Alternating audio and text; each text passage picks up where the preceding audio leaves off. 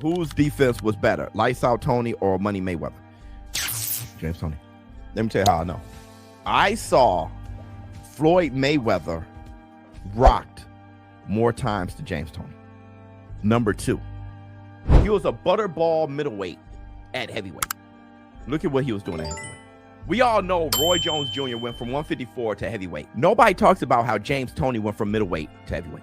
It ain't like he was a shredded, weak, quick, jump around, move around. He was a butterball, stand in one spot. If he gets hit, he's sleep. For Samuel Peters twice, right? Just boom, boom, boom, boom. That's crazy when you know your defense is so good. You can just rely on it to fight at heavyweight. All right, so I seen a interesting video by Bruce where, you know, Garfield, the coke sniffing cat, said that he thinks James Toney was a better defender over Floyd Mayweather. Shakur Stevenson tweeted back, said, "You out your mind." Gotta remember, this is a guy who didn't know who Marvin Hagler was. You know what I'm saying? And Shakur Stevenson, and really. It's really subjective, you know what I'm saying? You know, and I'll give my opinion. I heard what Bruce said. I'll give my opinion on it. It's really subjective. You want to break down, you know, Mayweather had better footwork. You know, James Toney used the shoulder roll the right way because it's really meant to be used as as offensively aggressive while being defensive, but not compromising your offense and being offensively aggressive. I'm going to use the case that Bruce made is that Toney fought top black fighters. McCullum gave him a couple good tough fights. You know, he fought Roy Jones. You know, Showbiz, you know, I can say his name because Showbiz said he took Samuel Peters' best punch and was able to roll it. The Girard fight, I mean, I think he fought Montel Griffin as well, too. Knocked out Michael Nunn when he was pound for pound, considered pound for pound #1 in his hometown of Iowa. I think it was in Iowa City. Came back with a comeback knockout punch. You know, but kind of when you start having these debates, and there's a lot of people who don't know a lot of stuff. Like Pernell Whitaker, you know, he was pretty aggressive with his defensive style. I mean, he walked Chavez down the whole fight. You know, people forget that. He been dropped a couple times in his career, you know, early in the fights. And Sweet Pea was mean. He'd get up and knock you out. So people say, oh, because Sweet Pea touched the canvas a few times, that he wasn't a great defensive fighter. The thing is, some of these guys took more chances than Mayweather did in his prime. And that's all. You know, Mayweather fought very scary. When he was younger, he took a little bit more chances with his punches. He threw punches and, you know, but, you know, in regard to James Toney, he did have better footwork than James Toney. But a lot of times he was more defensive, he was more defensive than James Toney was out of that same style. So James Toney was a little bit more offensive while still being defensive. People point, well, he lost. I mean, it happens.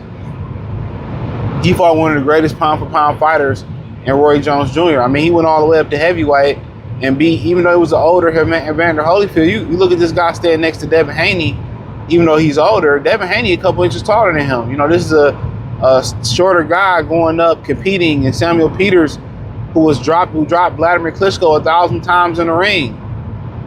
A monstrous puncher, and James Toney was able to, take the punch, roll the punch. Didn't beat Samuel Peters twice. You know, some people thought it could have went either way, but went from middleweight all the way up to heavyweight. You know, fought guys like Roy, fought guys like Mike McCullum, Michael Nunn. I mean, Girard at cruiserweight in a very good and entertaining fight, and really didn't compromise mountain offense. Where people see young Mayweather, yeah, he took some punishment because he was more offensive. He opened up, he threw combinations. You know, like I said, better footwork. You know, most people say maybe a little bit better head movement, but you know, as he got older, from the guy that people seen, he was more defensive minded. You know, hands was hurting. You know, only one throw 1-2, left hook 1-2. When Mayweather was in his prime, that left hook was his money punch. As much as people got to know Money Mayweather with the straight right hand, that left hook was his money punch. He had a really great left hook when he was younger. But in my opinion, man, it's all subjective. It's all about what you like. It's all about what you like it's all about what you like as a boxing fan. You can say, well, Mayweather, he finished undefeated and that make him have a better career. But, you look at James Toney's resume, he fought black fighters. He fought top black fighters. So can't really knock that. His resume is way more impressive than Mayweather. He went up and down. I mean, Mayweather ain't fought nobody as good as James Toney. I mean, as good as Roy Jones Jr. And that's real. So, but if I'm really giving my opinion, it's tomatoes in my opinion. You throw Pernell in there, Willie Pep in there, they all did it different type of ways. But I think what's impressive is that, James Toney was able to mount offense and actually use the shoulder roll the right way. And I seen Bruce's second video, and I speak on it, when he said it's alleged that James Toney said that Mayweather stole it from him, which is credited that his father taught him the shoulder roll, which he learned. But I'll get to that point in a little bit. But you got Pernell, Willie Pep. It was an old rumor. It was a rumor that Willie Pep running around without throwing a punch.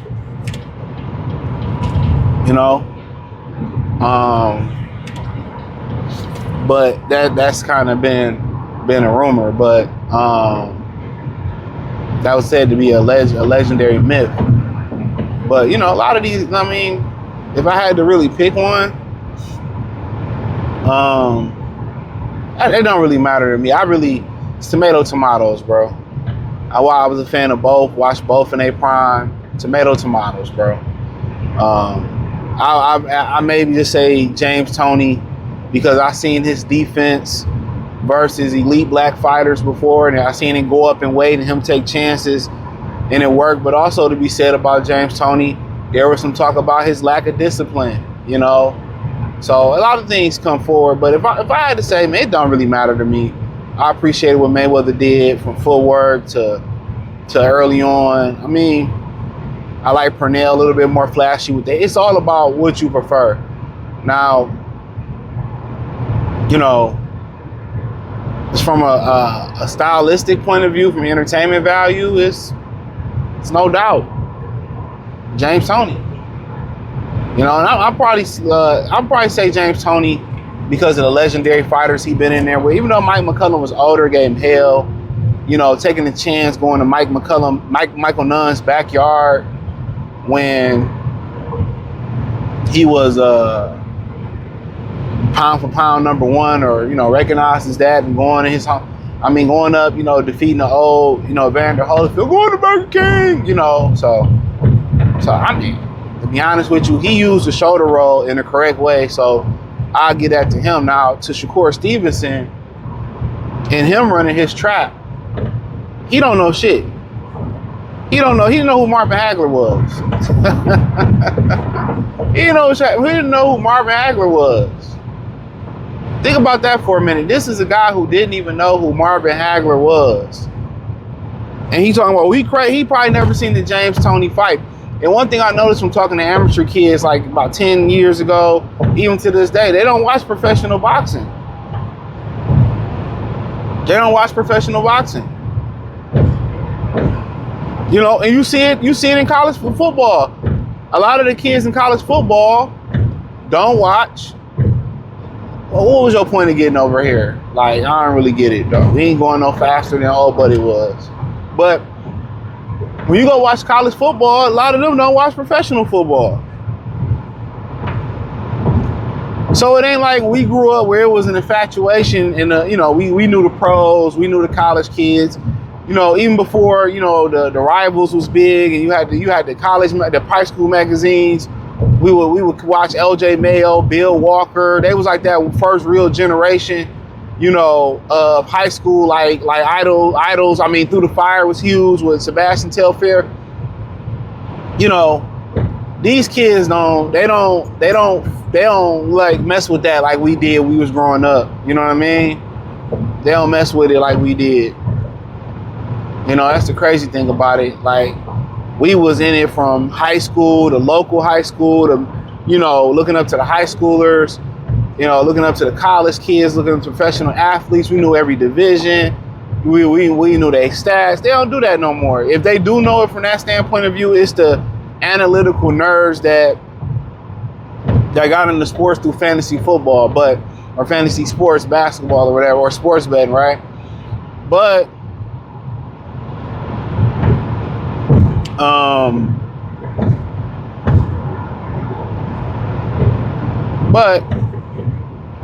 you know, for Shakur to be like, oh man, he don't even know he don't even know Mike McCullum is, bro. I'm telling you, you don't know who the body snatcher is, Julian Jackson. You don't know the story of Gerald McClellan. You know what I'm saying? Nigga don't know nothing about history. You ain't know who Marvin Hagler was, bro. Michael Nunn. You know, Willie Pep, Jake LaMotta, Carmen Basilio. You know what I'm saying? You know, Zuma Nelson. He don't even know who those guys is, so why would we take your opinion? He's saying a Blake, oh man, he ain't too crazy, bro. If I had to say who I would rock with defensively, you know, I'm gonna take James Toney because of the opponents that he fought black, and he didn't really. He mounted offense. You know, and you know, I heard Bruce said people in the comment section about, well, look the way he talked. I mean, shit, you know, he went from middleweight to heavyweight, and James Toney was somebody that struggled with weight. Unnecessary weight cut to do that to you. He said it himself. He said that he should have been at heavyweight. He said he should have started off at heavyweight. And look how small he was and the monsters punchers and the masterclass boxers that he fought. You know what I'm saying?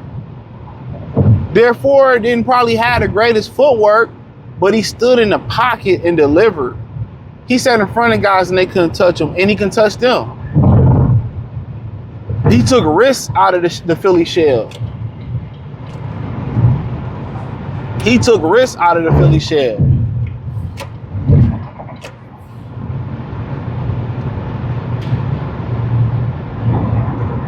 He took risks. So, you know, that's my opinion on it, man. You know, but Shakur, he be talking, you don't know what the fuck he talking about. They think boxing began